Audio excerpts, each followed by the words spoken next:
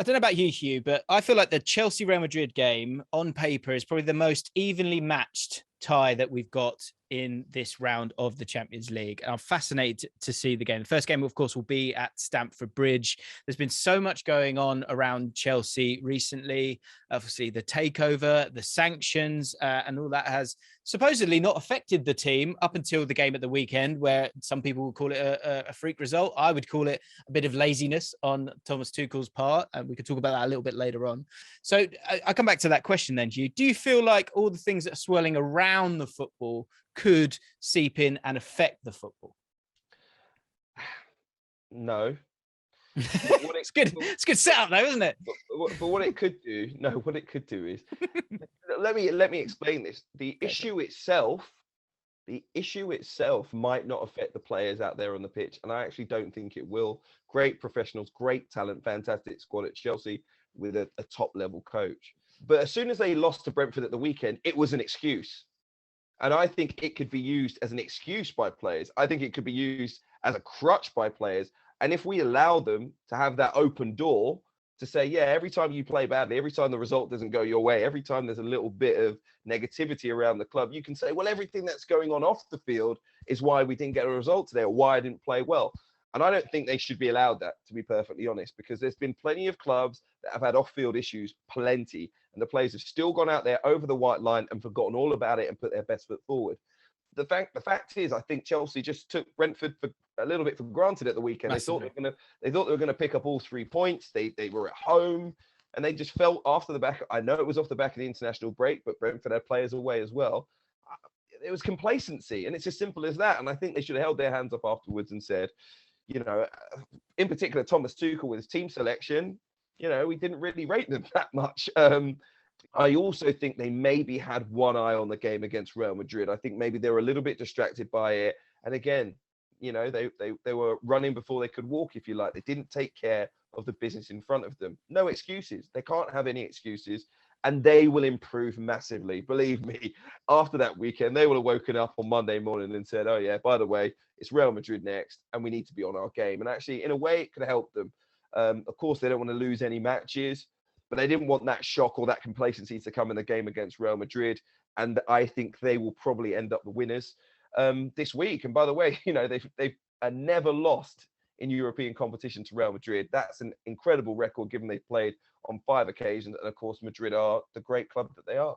I agree with you, Hugh, actually. I think you're right. I think it's a little slap in the face that they probably need to sort of wake them up going into this Real Madrid game. And I was sort of looking at what Real Madrid did at the weekend, the 2-1 victory, which is great away from home at Celta Vigo, still top Benzema scoring their goals as he always does. But then I looked at the lineups and I was thinking that Chelsea lineup, it was a back 4. You had Timo Werner in there. You had sort of players that probably won't start. And certainly the formation will be different. You will play 3 at the back in the game against Real Madrid. That's what they've always done. That's why I was so confused. And I thought it was bordering on disrespectful, but more likely lazy in terms of what Brentford had to offer down the other end. But when I looked at Real Madrid's team in that game, Alaba playing, Militao playing, Mendy playing, Courtois playing, Modric playing, Casemiro playing, Cruz playing. This is for a team that is dominating their domestic league. And Karim Benzema, of course, up top. Vinicius Jr. playing as well. Strangely, despite Real Madrid winning that game, I feel like they could be going into this one with the team that's going to be a little bit more fatigued. I think that's what we saw in the game last year. And I'm really, really confused by those changes. You've got a team that has looked lackluster in the game against PSG, got through it, looked lackluster against Barcelona, certainly didn't get through that one. I mean, what's going to be in the players' minds more? That fatigue for one, but also the recent performances, one against PSG, where they did come back and did impress, but the Barcelona performance as well, which was terrible. I actually think they're so experienced that they would have looked at those 2 games. And in the PSG one, I actually think they would have felt lucky, and they would have felt like Paris Saint-Germain. Although it was a great result and they were delighted, they wouldn't have felt like they truly dominated the opposition and deserved that scoreline. They would have said, wow, I walked off thinking, oh my word, they just capitulated. I can't believe they allowed us to do that. And that Barca result, I think would have woken them up a lot. You know, that was a team that was meant to be in absolute tatters, young, inexperienced players who've never really achieved anything in the game, coupled with players who weren't wanted where they were, who've pitched up at Barcelona, and they got, you know, a hiding in a game of that magnitude. I think it will be a wake-up call. I actually think this tie between Chelsea and Real Madrid, I think Real Madrid, you used the word already, will play as safe as possible away from home. I don't expect them to be expansive in the way that you might think they would at the Bernabeu. Vinicius Jr. probably will be the only true attacking outlet, if you like. I think Benzema will end up sitting pretty deep as well and try and help link that play and maybe set someone in behind. And Chelsea will pressurize the game actually into their attacking half. Real Madrid will probably have their backs against the walls. I still think they can get out of the game with a victory or a draw, even given all of that. I think Chelsea will dominate after their wake-up call at the weekend. But I don't think Real Madrid can go into this feeling overly confident with their chests out despite that victory over Paris Saint-Germain. I think they will get woken by that Brentford game, and I think they'll play in a very different fashion. And I think they'll have too much quality. I think Havertz will come to the fore again.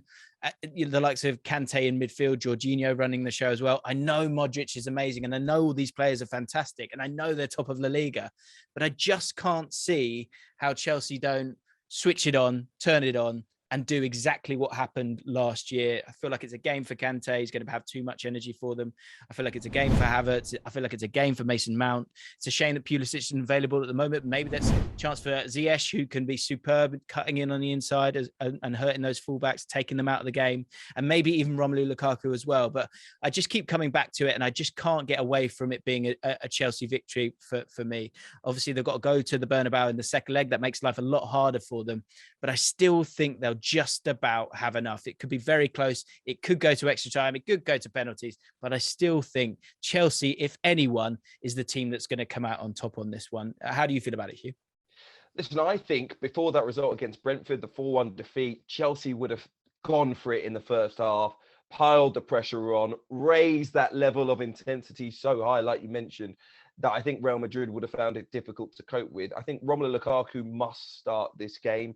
And I think if they can do that, they will be the winners. What I would say is they might not have that level of endeavour in the first half in particular, thinking, do you know what? We got a heavy defeat at the weekend. It's a double-legged tie. Let's work our way into it gently. And so I think that might affect the result, because it wouldn't have surprised me before the weekend if Chelsea were 1 or even 2 up at halftime in this game. Sorry, Real Madrid fans, as good as you are. But actually, I think now this will probably be a very tight game right to the end, and I think Chelsea might nick it 1-0. Hi, I'm Hugh Woozencroft from ESPN's Football Forecast. Make sure you're subscribed. You can follow all of our predictions throughout the season and get some other great analysis from our big names as well.